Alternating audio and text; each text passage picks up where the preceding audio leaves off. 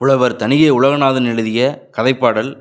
டிஎன்பிசியில் பாட்டு வரியை கொடுத்து இது யார் எழுதுனாங்க அப்படின்னு கேட்டாங்கன்னா அதை எழுதுவதற்கு இந்த பாடல் பயனுள்ளதாக இருக்கும் அப்படின்னு நினைக்கிறேன்.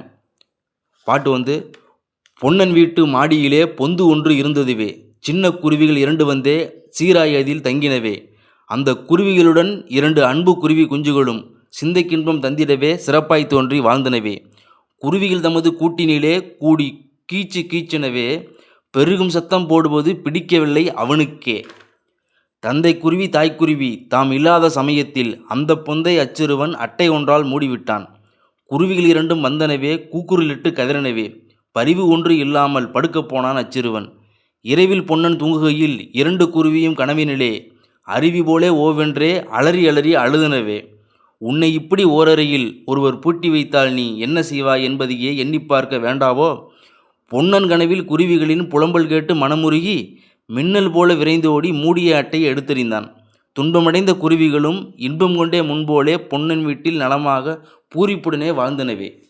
புலவர் தணிகை உலகநாதன் எழுதிய வரிகள். நன்றி.